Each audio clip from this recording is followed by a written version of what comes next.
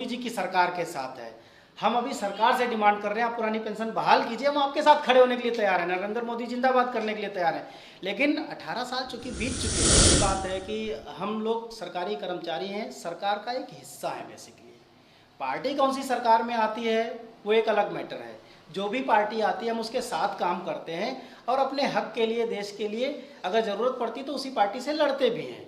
तो हमारी जो अभी डिमांड है वो सरकार के साथ है। हमारी जब लड़ाई होगी वो सरकार के साथ होगी, पार्टी से नहीं होगी। हमारा उसमें पार्टी का कोई रोल नहीं है। हम बार बार सरकार को ये बताना चाहते हैं कि हम 85 लाख परिवार हैं। 85 लाख परिवार का मतलब तकरीबन 8 करोड़ वोट हैं और 8 करोड़ वोट को नाराज करना किसी भी संवैधानिक व्यवस्था के लिए ठीक नहीं है। करना चाहते हैं कि या तो पुरानी पेंशन बहाल कीजिए और नहीं तो फिर हम कोई डिसीजन लें वहाँ पर। जाहिर सी बात है, हम 35 साल काम करते हैं। कर्मचारी हमेशा कर्मठ रहेगा एक नेता से, हमेशा ज़्यादा कर्मठ रहेगा, ज़्यादा ईमानदार रहेगा, ज़्यादा देशभक्त रहेगा, क्योंकि हमें चुनाव हारने का डर नहीं होता। हम अपनी काबिलियत के दम पर सेलेक्ट होकर के आते हैं।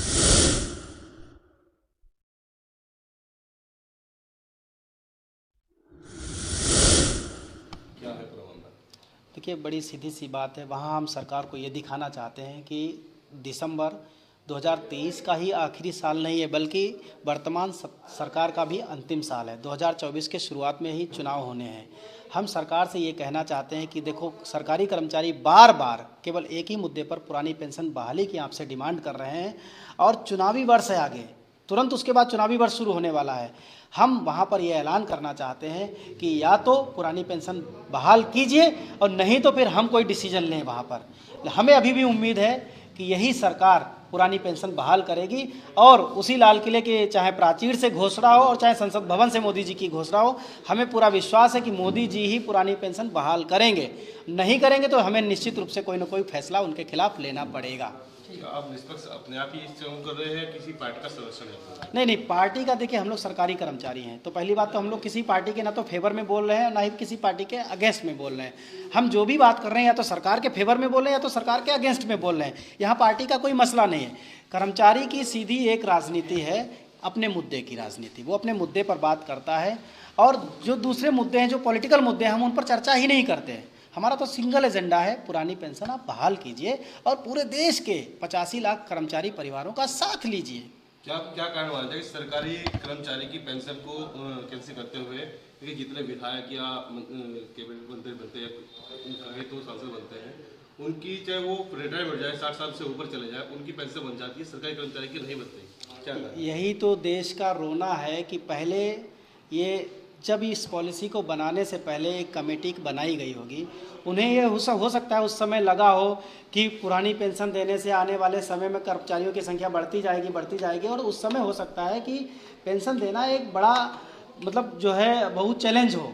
लेकिन अभी आप देख रहे हैं तमाम सरकारी डिपार्टमेंट्स को निजीकरण कर दिया गया, तमाम सरकारी जो डिपार्टमेंट थे उनका निगमीकरण कर दिया गया।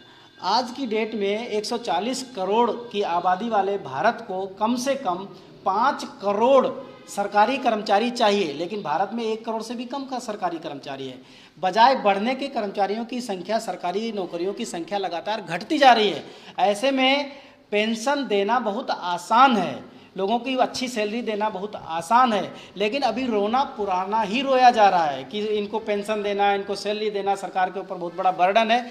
तो ये जनता के बीच में एक मिथक फैलाया गया है ताकि जनता कर्मचारियों को ये मानती रहे कि देश का सारा पैसा इनके ऊपर बर्बाद होता है।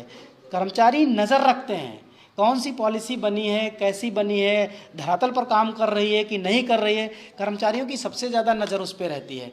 वो बताते हैं कि ये पॉलिसी काम करेगी या नहीं करेगी। आज आप देख रहे हैं कितनी योजनाएं, बड़ी बड़ी योजनाएं आ रही हैं और हजारों करोड़ रुपए के घोटाले हो रहे हैं, और जो कर्मचारी जो उसके खिलाफ आवाज़ उठा सकता है, जो जनता को बता सकता है, उसको पहले से ही बेईमान घोषित कर दिया गया है। जनता के बीच में उसको दुश्मन बना दिया गया कि इनके ऊपर तो हमें सैलरी में ही बहुत पैसा देना पड़ता है। तो जनता का माइंडसेट बन गया कि कर्मचारी तो इनको तो इनकी मेहनत से ज़्यादा सैलरी मिलती है।